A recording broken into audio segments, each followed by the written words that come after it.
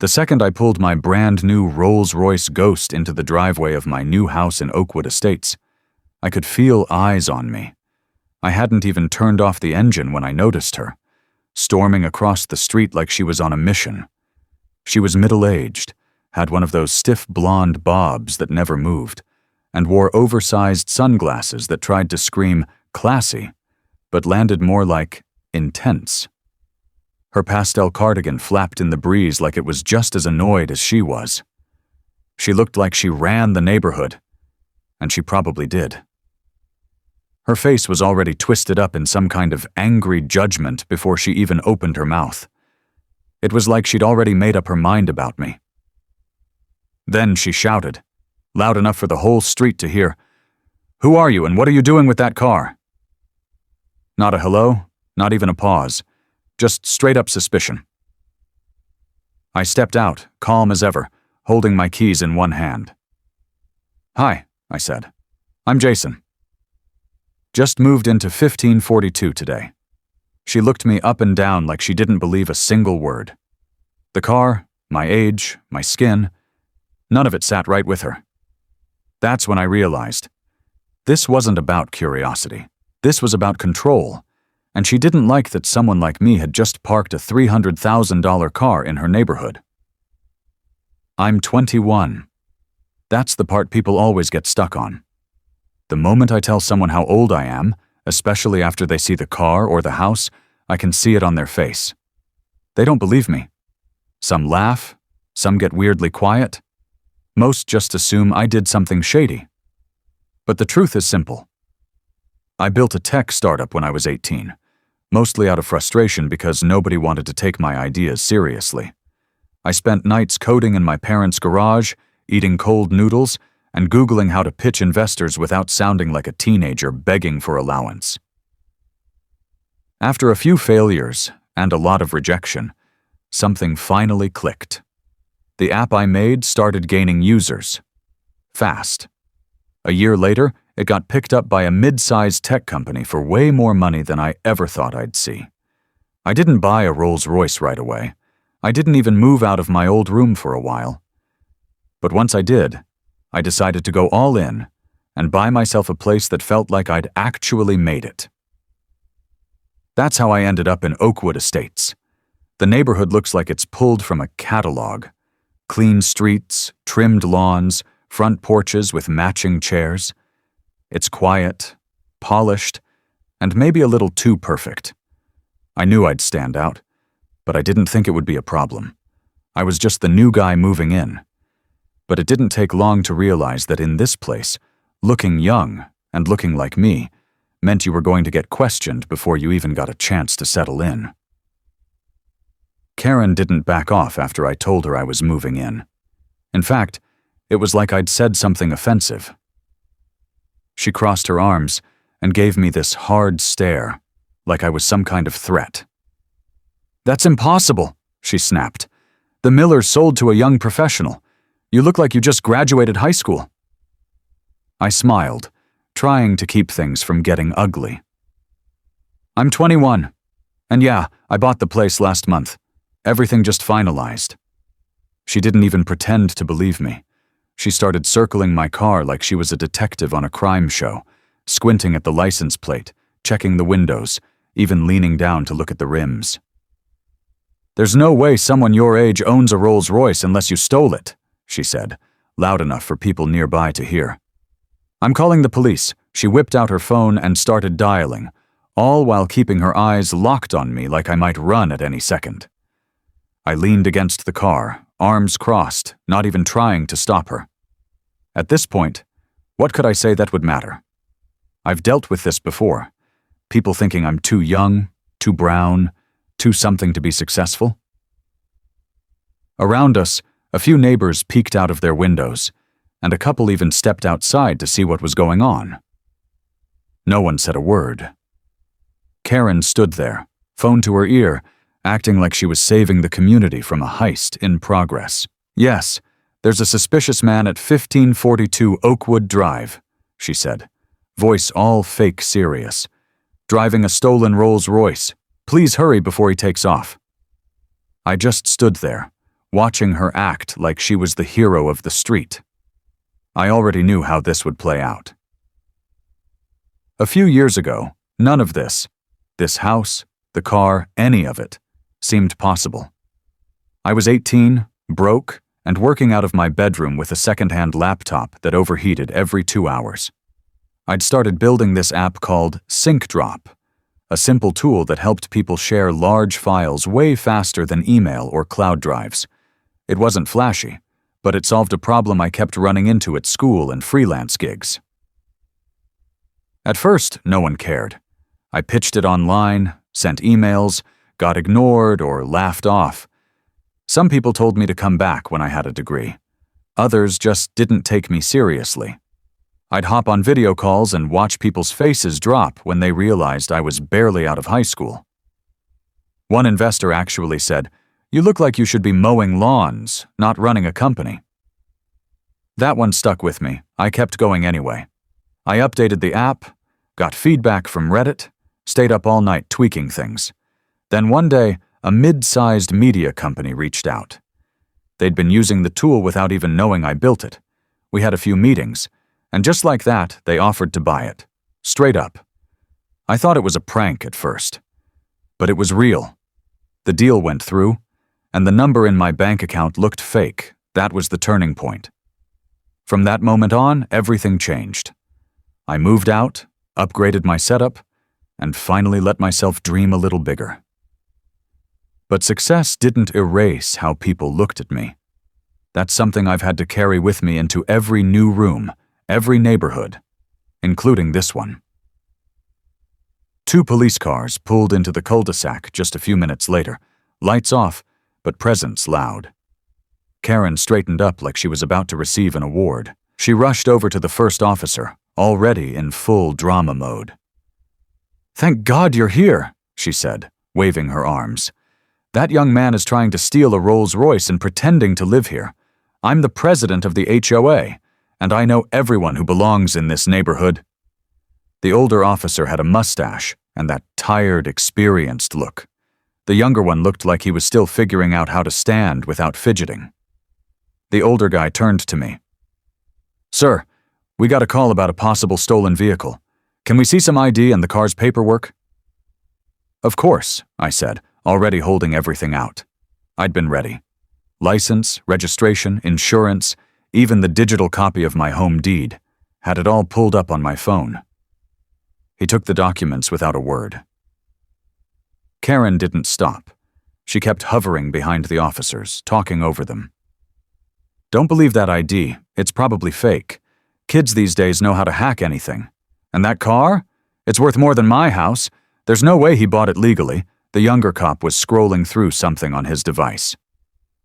"Everything checks out," he muttered to his partner. "Car's registered to him. Insurance is good. Deed transfer is on file from last month. Nothing flagged."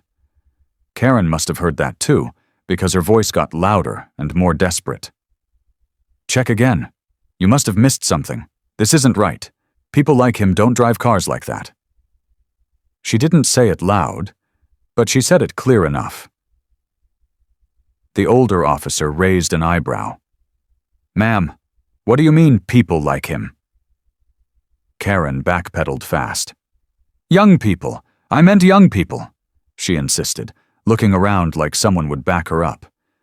But the neighbors just stood there, watching, listening, and not saying a word. That was the moment the shift started. You could feel it in the air, like the mask had slipped, and now everyone saw what was really going on. Just when I thought it couldn't get any more ridiculous, one of the neighbors from across the street walked over. He was older, maybe in his 60s, with silver hair and a calm voice. I'd never met him before, but he looked straight at the officers and said, "Excuse me, I think you might want to see something." He held up his phone and tapped the screen. My doorbell camera caught everything. I've been watching from inside. He looked over at Karen, and for the first time, she didn't look so sure of herself. He continued. She said, and I quote, "We don't need his kind bringing down our property values." Then added, "I'll make sure he's removed, one way or another." There's more, but I'd rather not repeat it in public. Karen's mouth dropped open. That's taken completely out of context, she said, trying to laugh it off, but it came out dry and shaky. I was just trying to protect the neighborhood. The younger officer looked at the screen, while the older one gave Karen this long, quiet stare. His whole attitude shifted. No more polite tone. No more soft approach. Ma'am, we're going to need to speak with you privately. Karen stepped back. Wait, what? No, this is all a misunderstanding. I was just being careful. You can't hold that against me. But no one was buying it anymore. The officers weren't nodding along. The neighbors weren't silent. Some crossed their arms, others whispered to each other. Karen's power was slipping, and you could see it in the way she kept glancing around, looking for someone, anyone, to back her up. No one did. And for the first time since I pulled into that driveway, I could see it in her face. Fear. Not the kind that comes from danger, but the kind that comes from losing control. The older officer stepped forward and pulled out his notepad. Karen's voice jumped an octave. You can't be serious. I was doing my duty as HOA president. This is completely unfair. She looked like she couldn't believe what was happening, like it had never crossed her mind that she might actually face consequences. The officer didn't flinch. Karen Wellington, he said clearly, you're being placed under arrest for filing a false police report and verbal harassment with discriminatory intent. Both are misdemeanors. As he spoke, he began reading her the Miranda rights, calm and steady. Karen stood there frozen, like someone had unplugged her. This is reverse discrimination, she snapped, trying to pull herself together as he gently guided her towards the police car. You're arresting me for trying to keep this neighborhood safe? I've lived here for 15 years. I run this community. Nobody stepped in. No one rushed to defend her. The same neighbors who once probably nodded at her on their way to get the mail now stood with arms crossed, faces blank, some even shaking their heads. A few had their phones out, not filming, but holding them like they were waiting to call someone else if needed. Karen kept talking as she got into the cruiser. You'll hear from my attorney. This is a mistake, a total misunderstanding. But the door shut with a dull thud, cutting her off mid-rant. The whole street stayed quiet, like the air itself had gotten heavier. That silence said everything. No more power walks, no more neighborhood lectures, no more threats written in HOA letters. The self-appointed queen of the block had just been knocked off her throne, and this time, there was no one left to bow. About a week after the whole mess, I got an official letter from the Oakwood Estates HOA. It was short and straight to the point. Karen had been suspended from her position immediately after her arrest, and after an emergency vote, she was permanently removed. The final count? 27-0. Not one person stood by her. The letter also said she'd been fined $5,000 for the false report and ordered to complete community service. Funny how quick the system moves when the whole street's watching. Word got around fast. People who used to avoid eye contact with me now waved when I drove by. A couple neighbors even stopped to apologize for what happened, though most just gave that quiet, guilty smile people use when they know they should have said something sooner. Then, a few days later, I saw her. I was grabbing a few things at the local grocery store when Karen came around the corner with a half-full cart. The second she saw me, she froze. Gone was the power walk, the loud voice, the look that dared people to challenge her. She turned away quickly, face red, and pushed her cart toward the exit so fast she almost knocked over a display of cereal boxes. She didn't say a word.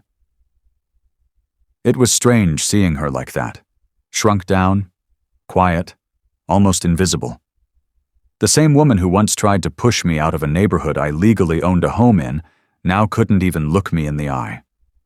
Her real estate firm had put her on leave after a few clients complained, and just like that, her voice, her image, her power, all of it was gone. Sometimes people can't stand to see someone younger, different, or unexpected succeed. Not because you've done anything wrong, but because you've done everything right. Looking back, the wildest part isn't that Karen got arrested. It's that she really thought she was doing the right thing. Like someone my age, with my face, couldn't possibly belong here unless something shady was going on. That mindset isn't new. I've dealt with it for years, just in different forms. In meetings, in interviews, and now, in my own driveway. But I've learned something important. You don't always need to argue. You don't have to yell to prove you're right.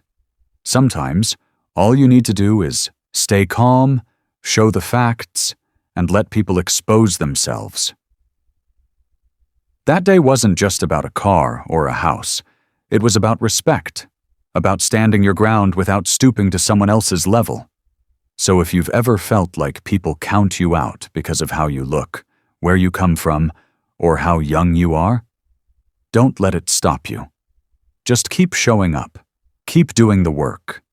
Let success speak for you.